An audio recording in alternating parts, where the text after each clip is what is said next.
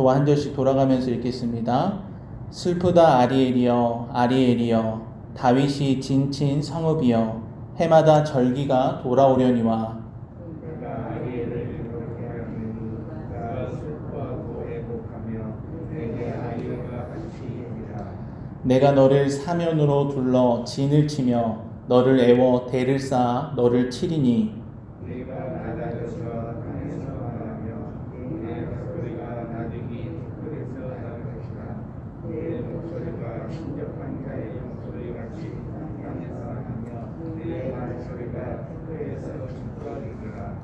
그럴지라도 내 대적의 무리는 세미한 티끌 같겠고 강포한 자의 무리는 날려가는 겨 같으리니 그 일이 순식간에 갑자기 일어날 것이라.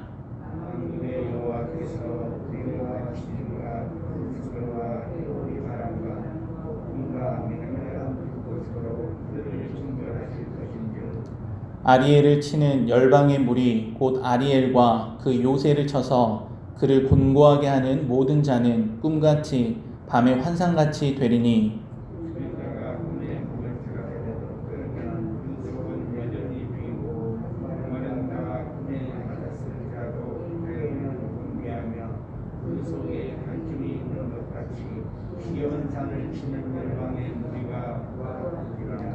너희는 놀라고 놀라라. 너희는 맹인이 되고 맹인이 되라. 그들의 취함이 포도주로 말미암음이 아니며 그들의 비틀거림이 독주로 말미암음이 아니니라.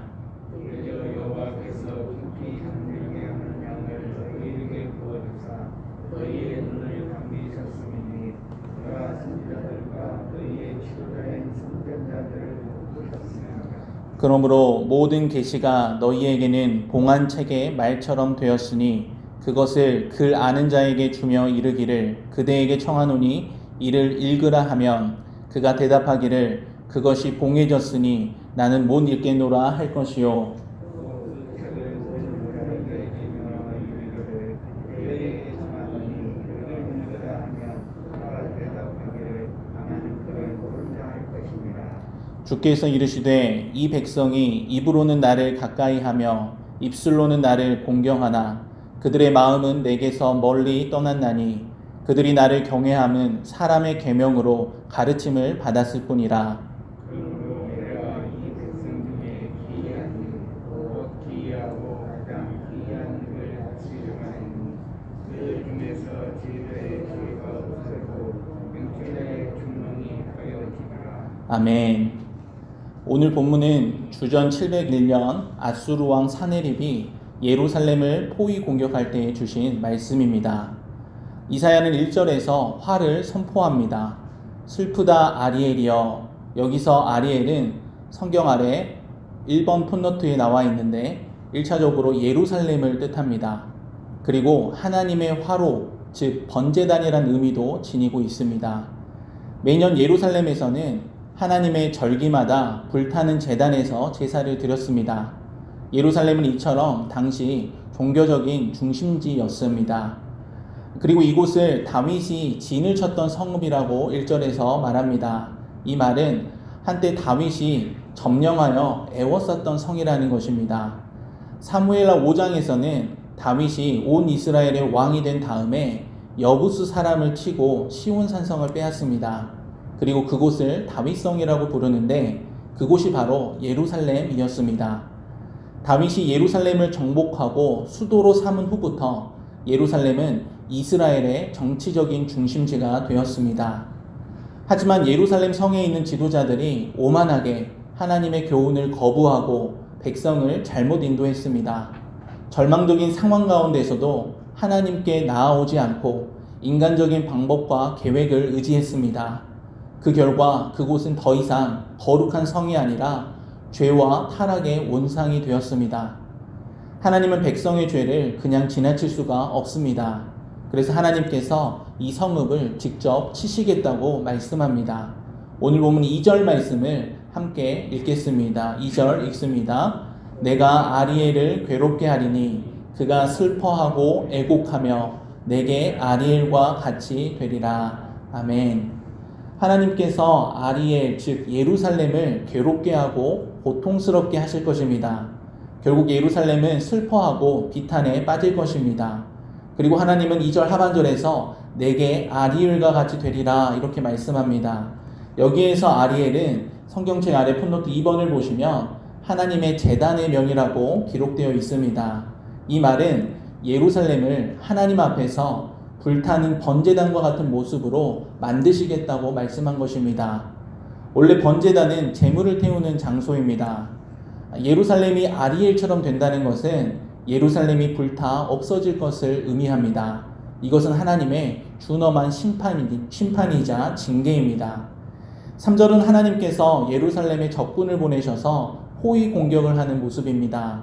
여호와께서 성 둘레에 진을 치시고 성벽을 뚫기 위해 공격형 보루, 즉 흙 언덕을 쌓았습니다. 그러면 여호와의 공격 앞에 예루살렘은 절망적인 상태에 빠집니다. 하나님이 예루살렘을 치심으로 높은 성벽들이 땅에 내려앉고 티끌과 같이 될 것입니다. 이것은 하나님께서 남유다를 심판하심으로 낮추시는 모습을 보여주고 있습니다. 이렇게 1절부터 4절까지는 예루살렘에 대한 심판의 메시지였습니다. 그리고 5절부터 8절까지는 예루살렘에 쳐들어왔던 대적의 멸망 이야기를 말씀합니다. 백성들은 예루살렘을 정복한 적군들이 대단하다고 생각했을 것입니다. 하지만 하나님께서는 예루살렘을 침략한 적들이 흙먼지보다 더 미미한 티끌일 뿐이라고 말씀합니다. 5절을 보시면 예루살렘을 공격하던 대적의 무리가 또 강포한 자의 무리가 바람에 날려가는 티끌이나 겨처럼 호련히 한순간에 사라져버린다고 말씀합니다. 그 일이 전혀 예기치 않은 순간에 갑자기 일어날 것입니다. 6절에서 하나님은 예루살렘의 대적을 치시기 위해 우레와 지진과 큰 소리와 회오리 바람과 폭풍과 맹렬한 불꽃을 동원하십니다. 온 세상의 군대의 주인이신 하나님께서 그들을 심판하시기 때문입니다. 예루살렘을 심판하시던 하나님께서 갑자기 진영을 바꿔 예루살렘 편에서 침략군을 치십니다. 예루살렘의 구원자로 모습을 드러내시며 예루살렘을 공격하는 자들과 싸우십니다. 이 7절과 8절은 대적들의 허망함을 보여줍니다. 7절에서 아리엘을 치는 열방의 무리, 그리고 아리엘과 그 요새를 쳐서 그를 곤고하게 하는 모든 자는 예루살렘을 공격하는 대적들을 가리킵니다. 예루살렘을 공격하는 이방 적군은 예루살렘을 포위 공격하는 것에 성공을 했고 조만간 정복할 것이라고 기대를 했습니다. 하지만 갑작스럽게 그들은 실패할 것입니다. 이것은 마치 어떤 사람이 꿈속에서 모든 것이 다 이루어지기 직전에 꿈에서 깨어나듯이 그 기대가 사라져 버릴 것입니다. 예루살렘을 삼키려는 그들의 계획은 마치 꿈처럼 밤의 환상처럼 산산이 깨어질 것입니다. 열방이 아무리 무섭게 위협해도 하나님이 흩으시면 아무 힘도 발휘할 수가 없기 때문입니다. 8절은 예루살렘을 공격하는 이방 적군의 운명에 대해 설명합니다. 꿈에서 아무리 많이 먹은들 깨고 나면 배가 고플 뿐입니다. 꿈에서 아무리 많이 마신들 깨고 나면 여전히 목마를 뿐입니다. 마치 꿈속에서 푸짐한 잔치상에 앉아 배불리 먹고 마시지만 깨어나면 허기지고 목마른 것처럼 이방 적군의 침략들이 허무하게 끝날 것이라는 말씀입니다. 예루살렘은 가장 거룩해야 하고 하나님을 기쁘게 해야 될 장소였습니다. 하지만 하나님이 바라보시는 예루살렘은 슬픔의 장소가 되었습니다. 죄를 통회하고 자복해야 하는 곳이 더 악한 죄를 짓게 만드는 장소가 되었기 때문입니다. 죄악이 넘치는 이 시대에 하나님의 희망은 교회입니다. 교회는 하나님의 뜻을 따르도록 늘 깨어 있어야 합니다. 교회는 하나님의 백성이 말씀대로 살아가도록 결단하게 해야 하고 하나님께로 죄인들을 돌아오게 하는 등대의 역할을 감당할 수 있어야 합니다. 탐욕을 버리고 겸손히 하나님 앞에 엎드릴 수 있어야 합니다. 또한 우리 주변에 존재하는 악인들, 거짓과 죄악을 자행하는 자들이 아무리 강하고 또 부하고 높은 자리에 있더라도 부러워하거나 두려워할 필요가 없습니다. 우리는 궁극적으로 죄인을 심판하시며 자신의 대적을 바람 앞에 티끌처럼 불게 하시는 하나님만을 두려워해야 합니다. 9절부터 14절까지는 예루살렘에 하나님의 심판이 있게 된 원인에 대해서 말씀하고 있습니다. 먼저 9절을 보시면 백성들의 영적인 기능이 마비된 것을 볼 수 있습니다. 너희는 놀라고 놀라라. 너희는 맹인이 되고 맹인이 되라. 그들의 취함이 포도주로 말미암음이 아니며 그들의 비틀거림이 독주로 말미암음이 아니니라. 이렇게 말씀합니다. 예루살렘의 백성들이 지금 영적으로 시각장애인처럼 어둡고 술 취한 사람처럼 비틀거린다고 말씀합니다. 이들은 포도주를 한 모금도 마시지 않았고 독한 술 한 방울도 마시지 않았습니다. 그런데 취하고 비틀거릴 것이라고 말씀합니다. 이들은 이 세상에 너무 취해 하나님의 마음과 그 영에는 관심이 없기 때문입니다. 결과적으로 하나님께서 깊이 잠들게 하셔서 깊은 잠에 빠지게 하셨습니다. 이렇게 강팍한 마음은 하나님께서 그들을 보지 못하게 하시는 주권적인 역사가 있습니다. 동시에 그들 자신의 의지로 자기 마음을 강팍하게 행하도록 허용했습니다. 특히 하나님의 말씀과 예언을 감당해야 될 선지자들이 영적인 시각장애인이 되었고 술에 취한 사람처럼 되어버렸습니다. 하나님을 떠나 살았고 하나님 앞에 무지한 삶, 하나님의 말씀과 상관없는 삶을 살고 있었습니다.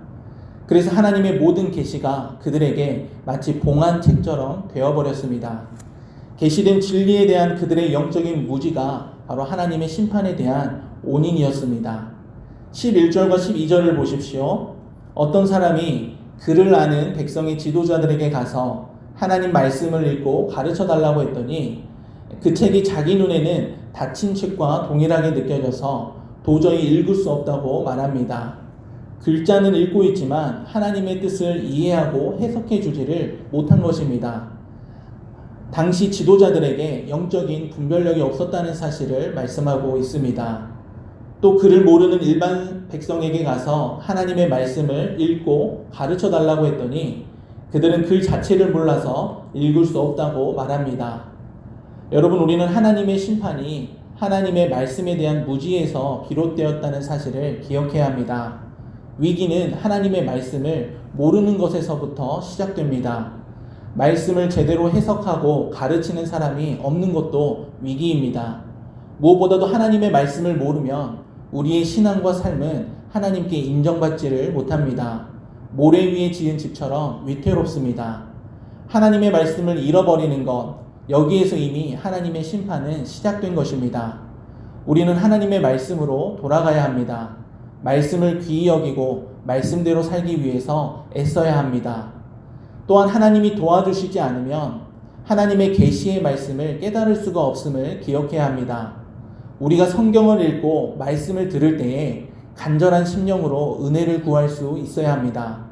우리는 우리의 눈을 열어서 주의 말씀 가운데 놀라운 것을 보게 해달라고 간구하며 나아가야 합니다.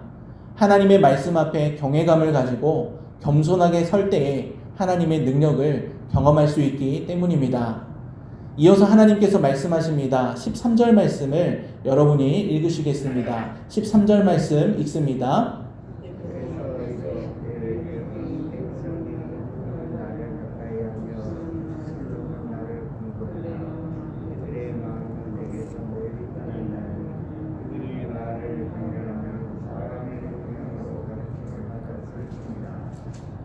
하나님 백성이 형식적인 예배를 드리고 외형적인 종교 언어는 사용하지만 그 마음과 중심이 진정으로 하나님을 사랑하지 않는다고 말씀합니다. 그저 하나님을 경외한다는 말은 사람의 계명으로 가르침을 받았을 뿐이라고 말씀합니다. 사람의 계명으로 가르침을 받았다는 것은 교리나 종교 용어로 들은 말을 흉내낼 뿐이라는 의미입니다. 예루살렘 백성들은 종교의 형식은 남아있지만 본질은 더 이상 없었던 것입니다. 예배도 드리고 봉사도 하고 헌금도 하지만 종교적인 의무만 할 뿐입니다. 형식과 습관은 있었지만 마음은 하나님께로부터 멀어져 있었습니다. 입으로는 거룩한 말을 하고 있지만 마음과 삶은 불의와 부정과 우상숭배로 가득했습니다. 하나님은 이러한 모습을 인정하지 않으셨습니다. 주님은 입술로만 공경하고 마음은 멀어져 있는 백성에게 어떤 심판을 내린다고 경고를 하십니까? 14절을 보시면 그러므로 내가 이 백성 중에 기이한 일, 곧 기이하고 가장 기이한 일을 다시 행하리니 그들 중에서 지혜자의 지혜가 없어지고 명철자의 총명이 가려지리라. 이렇게 말씀합니다. 더는 지혜자들의 지혜가 사라지고 슬기로운 자들의 슬기가 감추어질 것입니다. 이것이 심판입니다. 분별한 마음이 사라지는 것, 그것이 가장 큰 불행입니다. 하나님의 말씀으로 세상을 분별하는 능력이 없을 때 가장 큰 재앙이라는 것입니다. 여러분, 우리의 모습은 어떠합니까? 하나님께서 우리에게 입술로는 나를 공경하나 마음은 내게서 멀리 떠났다고 평가하실까봐 두렵습니다. 우리가 드리는 예배, 봉사, 예물, 참된 믿음으로 하나님께 드리고 있습니까? 우리는 하나님을 속일 수 없습니다. 왜냐하면 하나님은 모든 것을 다 아시기 때문입니다. 하나님은 우리의 중심을 보십니다. 믿는다고 말한다고 해서 교회에 나오고 종교적인 행위를 한다고 해서 참된 믿음이 있는 것이 아닙니다.